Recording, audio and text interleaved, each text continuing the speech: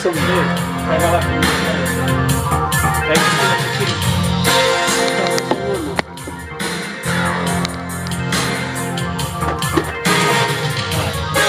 Em Quixeramobim são 12 horas e 7 minutos. Boa tarde aos ouvintes da Rádio Campo Maior de Quixeramobim.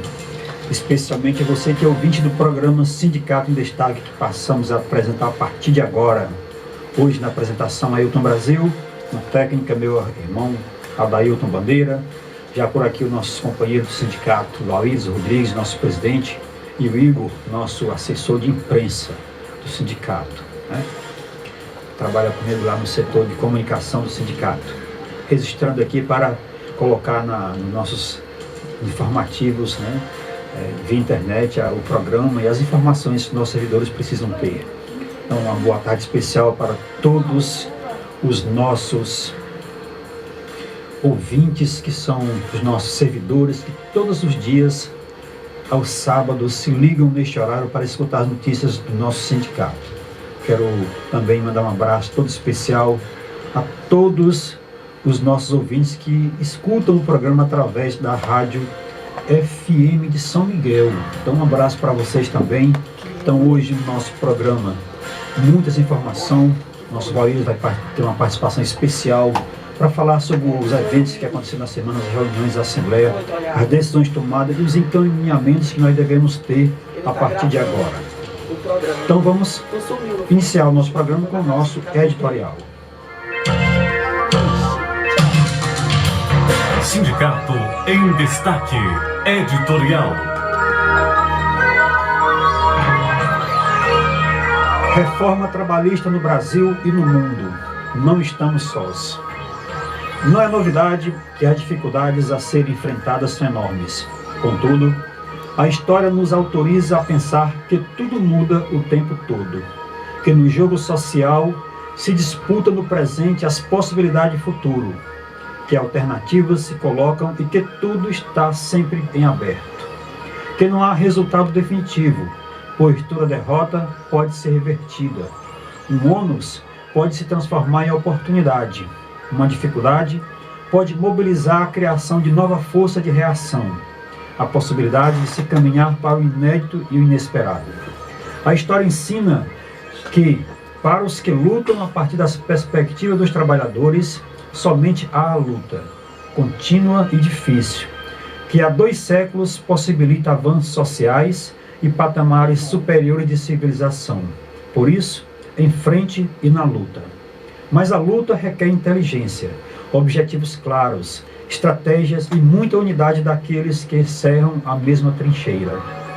É imperioso compreender o que ocorre e, a partir da situação presente e do movimento geral da história, traçar estratégias.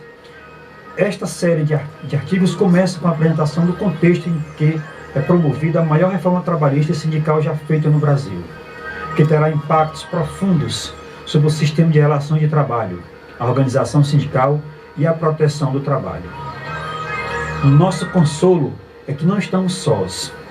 Estudo publicado pela Organização Internacional do Trabalho, produzido pelos pesquisadores Dragos Adascatelli e Clemente Pignatti Morano, indica que reformas legislativas, laborais e de mercado de trabalho foram realizadas em 110 países entre 2008 e 2014. O fundamento comum observado nas diversas iniciativas de reformas no contexto da grave crise e estagnação econômica como desemprego foi o de aumentar a competitividade das economias e criar postos de trabalho. Observam-se ações para reformar a legislação de mercado de trabalho, especialmente no que se refere aos contratos permanentes, e reestruturar as instituições da negociação coletiva. As 2 dimensões estão presentes, com maior ou menor intensidade, na maioria dos projetos de reformas implementados. Um olhar geral mostra que a maioria das reformas diminui o nível de regulamentação existente. Foram observadas e analisadas 642 mudanças nos sistemas laborais nos 110 países. Em 55% dos casos, as reformas visaram a reduzir a proteção ao emprego, atingindo toda a população. Tinham caráter definitivo, produzindo uma mudança de longo prazo na regulamentação do mercado de trabalho. O desemprego crescente e duradouro criou um ambiente para catalisar as iniciativas de reformas e disputar a opinião da sociedade sobre elas. De outro lado, os resultados encontrados no estudo não indicam que as reformas de mercado de trabalho tenham gerado efeitos ou promovido mudanças na situação de emprego. Vale prestar muita atenção ao fato de o estudo indicar que mudanças como essas na legislação trabalhista, realizada em período de crise e que visam a reduzir a proteção, podem aumentar a taxa de desemprego no curto prazo. Também não se observou nenhum efeito estatístico relevante quando essas mudanças foram implementadas em período de estabilidade ou expansão da atividade econômica. Mais grave ainda, as reformas liberalizadoras que facilitam o processo de demissão tenderam a gerar aumento do desemprego no curto prazo. Esses resultados são corroborados por outros estudos produzidos pelo Fundo Monetário Internacional. Do total das reformas, destacam-se aquelas que diminuíram os níveis de regulamentação, das quais 74% trataram da jornada de trabalho, 65% dos contratos de trabalho temporário, 62% de demissões coletivas, 59% de contratos permanentes e 46% de negociações coletivas e 28% de outras formas de emprego.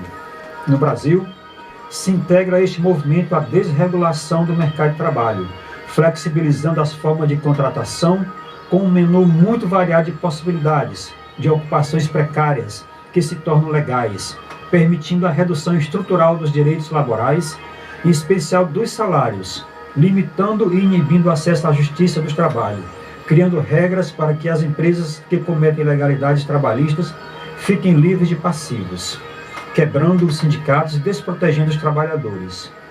Integramos e entregamos o Brasil à modernidade da economia, globalizada pelo sistema financeiro e investidores, ávidos por lucros crescentes, desejosos de um mercado de trabalho flexível para ajustar o custo da mão de obra e alocar o volume de trabalho necessário à produção de determinada unidade de produção e no tempo. Essa lógica tem um sentido: produzir mais renda e riqueza e concentrá-la. Essa lógica também entrega outros resultados: o acentuado crescimento da desigualdade, a expansão da pobreza e da miséria, a precarização dos empregos, o arroxo dos salários e da renda das famílias, o aumento da jornada de trabalho, o surgimento de doenças laborais associadas ao estresse e à ansiedade.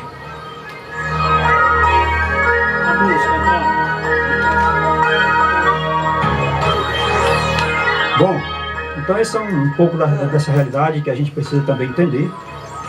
É importante lembrar que essas reformas que atualmente estão sendo propostas e implementadas no Brasil, ela não é isolada do mundo, existe um contexto mundial para isso, né? Mas, assim como as elites, o neoliberalismo e o capitalismo estão organizados para tentar, de alguma forma, implementar essas mudanças, de forma internacional também as entidades, os sindicatos, as lideranças também estão concatenadas, e aos poucos a gente consegue articular movimentos para retroceder essas mudanças que estão sendo implementadas pela elite brasileira, pela elite mundial, que são financiadas pelo capital. Claro, e a gente sabe que de alguma forma os trabalhadores e as trabalhadoras no mundo todo estão sendo atingidos, né? Desde o servidor público aos servidores da iniciativa privada, os trabalhadores da iniciativa privada, que sofrem bastante com essa diminuição de direitos trabalhistas que foram garantidos no Brasil a partir da nossa Constituição de 88 e que ao pouco está sendo dilapidada pelos nossos representantes, né? Aquelas pessoas que teoricamente nós elegemos para proteger os nossos direitos, para fazer valer a lei que está no papel. Mas é isso, vamos à luta, arregaçar as mangas, nem tudo está perdido, nada é para sempre. Nós somos muito, nós somos mais, podemos mudar essa realidade.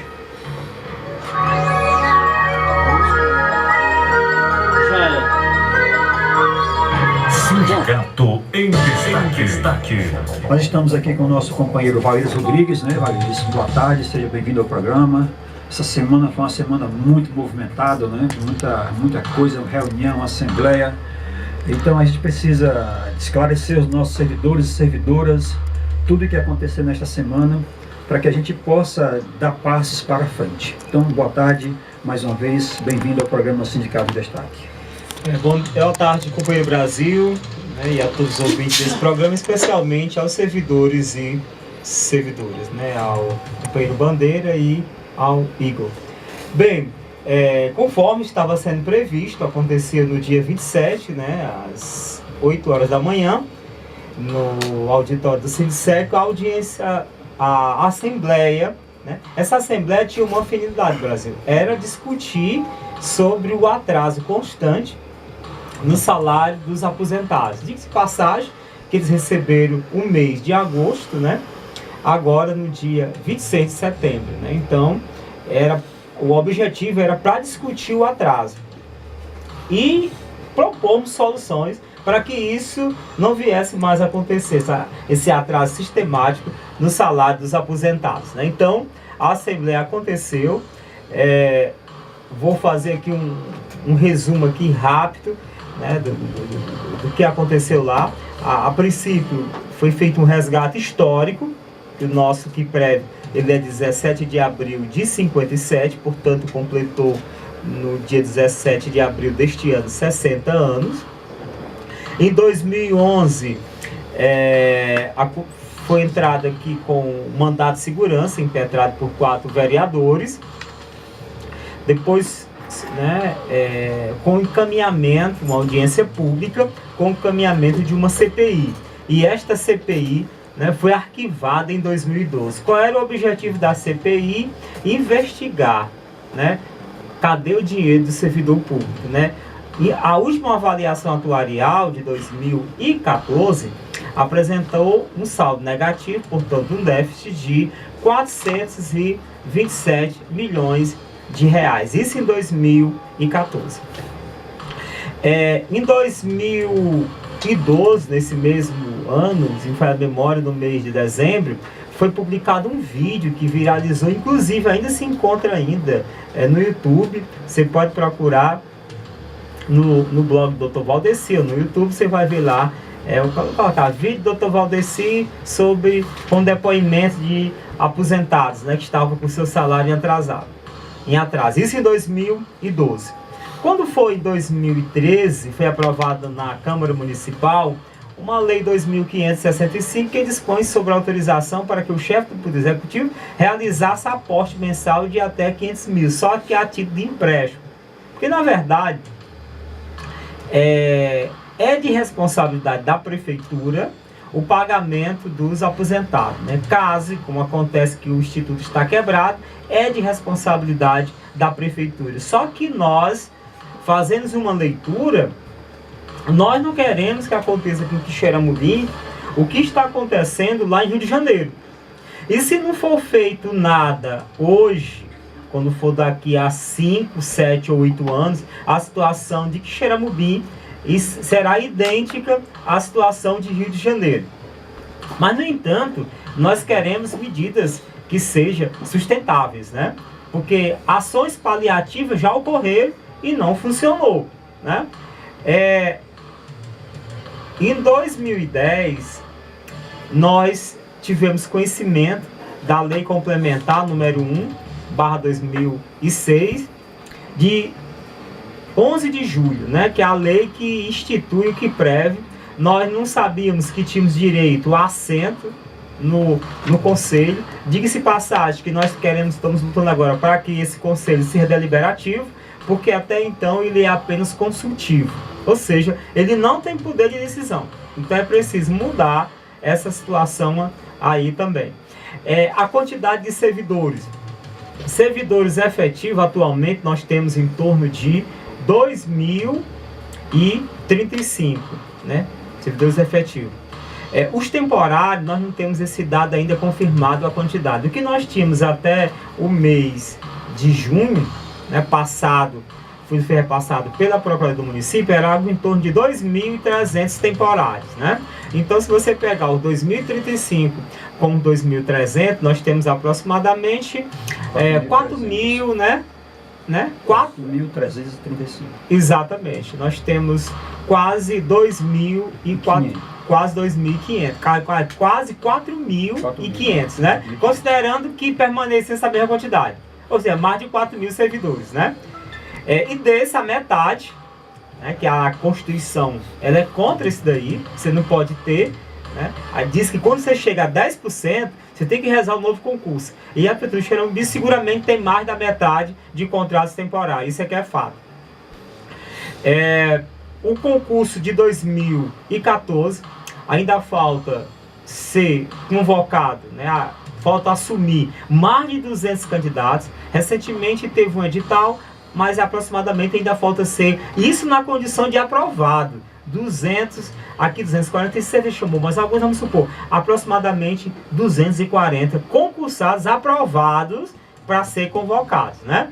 Aí o questionamento, será que já não teria condições de chamar, se não todo, mas parte desse pessoal, né? Ou seja, desse daqui, 114, se não me falha a memória, são agentes administrativos, né?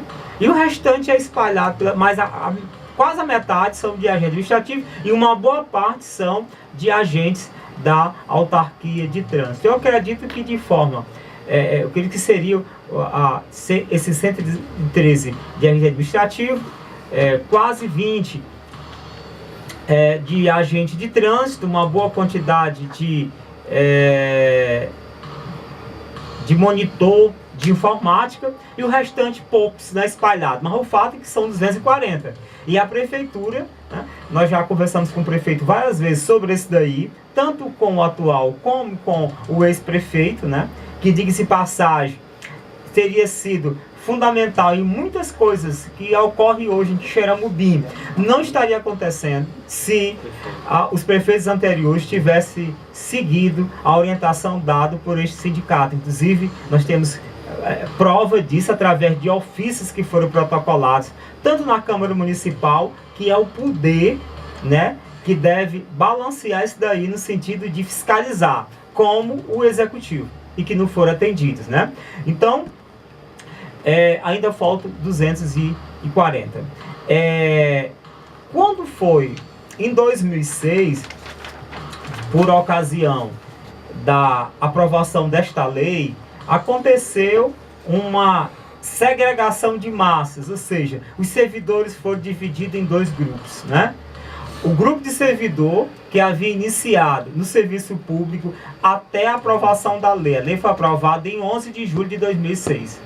Estas pessoas, elas fazem parte de acordo com o artigo 109, do regime financeiro de repartição simples, né, para os participantes segurados do QUIPREV, que tem ingressado no serviço público, né, até a data da aprovação da lei.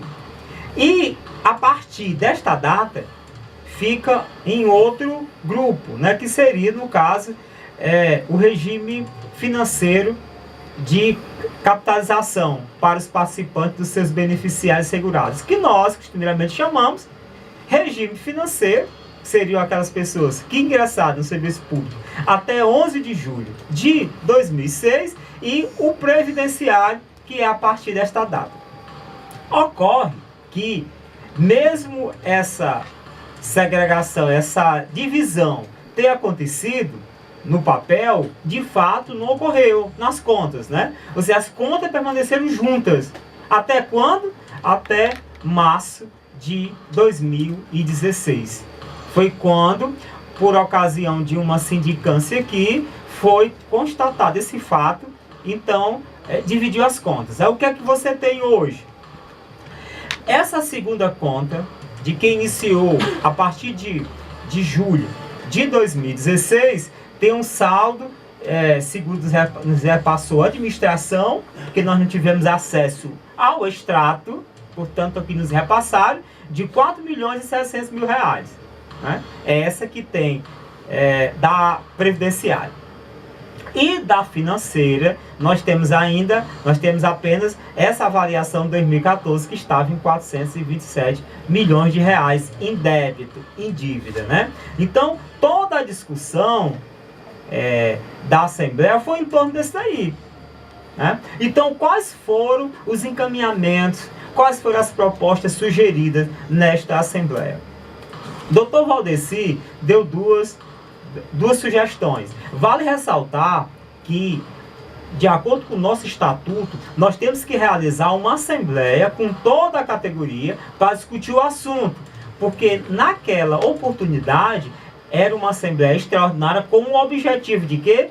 De acordo com o nosso edital, era apenas para rever essa situação do atraso do salário dos aposentados, né? Tá aqui justamente era atraso constante no pagamento dos segurados e informes.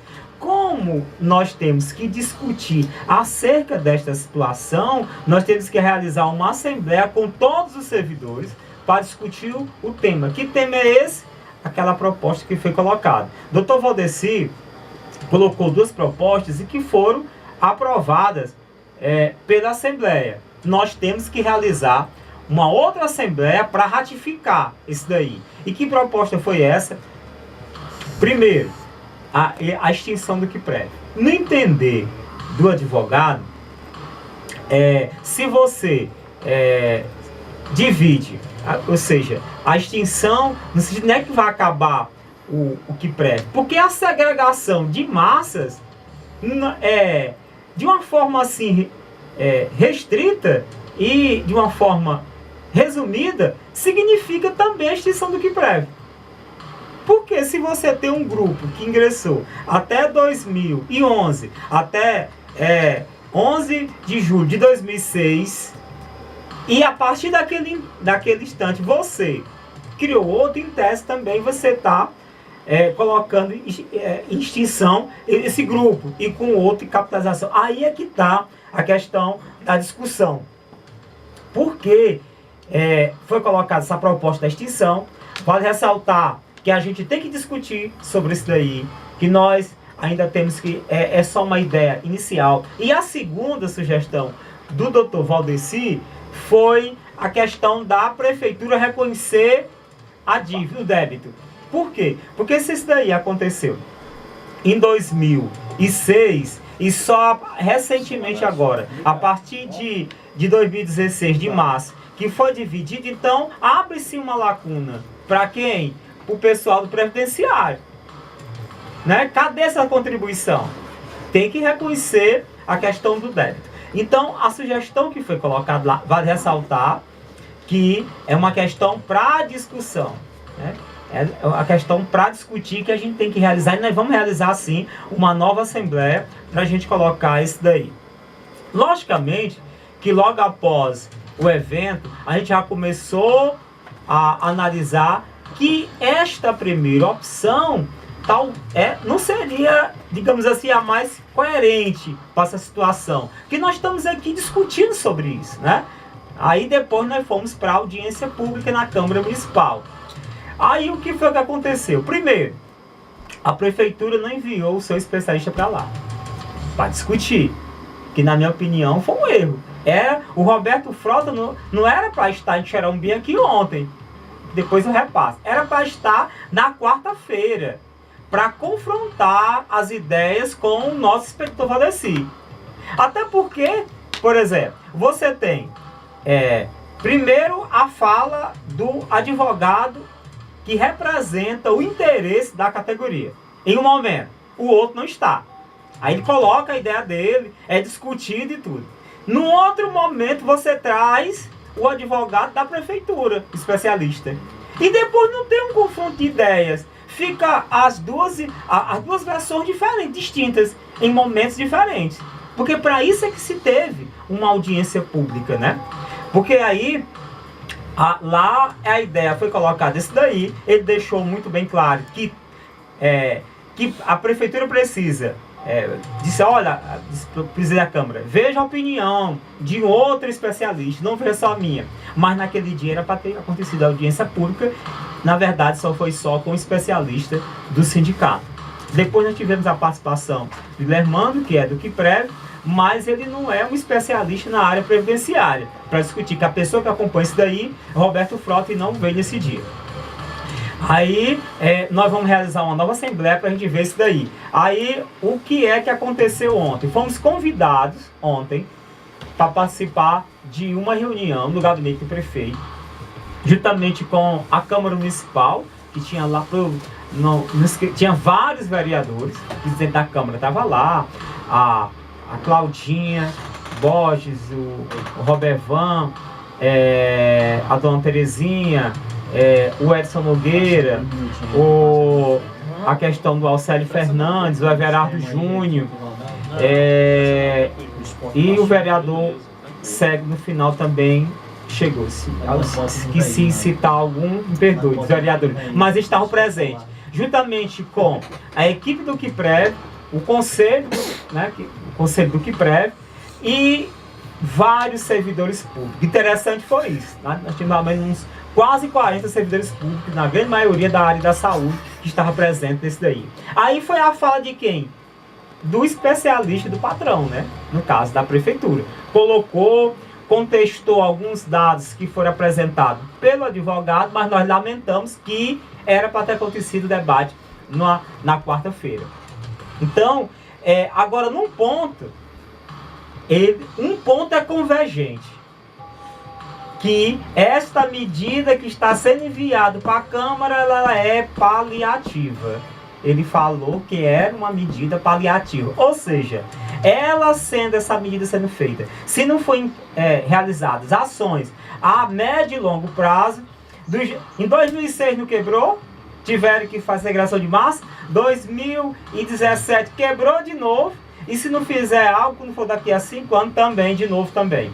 Aí é o seguinte, o que nós estamos, inclusive na segunda-feira, nós vamos enviar ofício ao presidente da Câmara, sugerindo, pedindo para ele não colocar esse projeto em pauta antes que aconteça uma assembleia com a categoria, porque isso daí vai interferir diretamente em quem? Na vida do servidor público. Nada mais justo que eles participarem disso.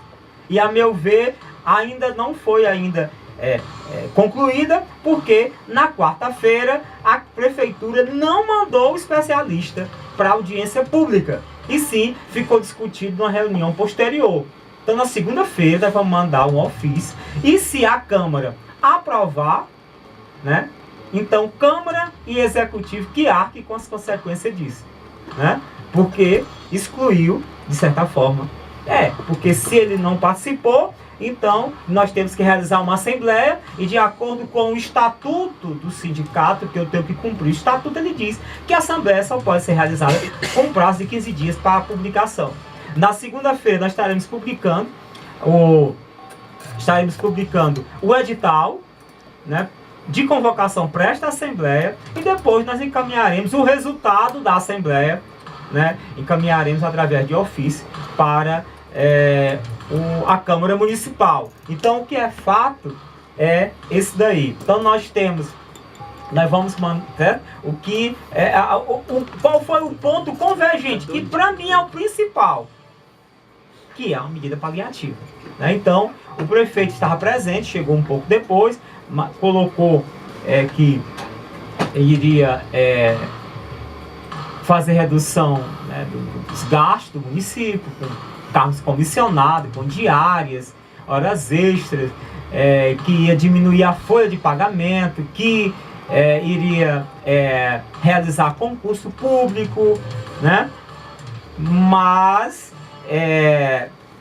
a discussão não nos convenceu, porque nós estamos seguindo a orientação do nosso advogado, né? Então nós precisamos, né, de um momento para a gente discutir com toda a categoria. E o Roberto Frota foi provocado, ele disse: no dia da Assembleia vocês podem me chamar que eu venho. Portanto, né, nós vamos ver na próxima segunda-feira isso daí, e a gente comunica, né? O que é fato é que o debate continua, e que nós, enquanto não realizarmos a Assembleia, nós somos contra esse projeto, porque ele deixa uma série de lacunas, principalmente no reconhecimento da dívida, né? Eles alegaram que só vai contar de 2010 para cá. E 2010 até 2006, como é que fica isso daí? Né? Ok, Brasil?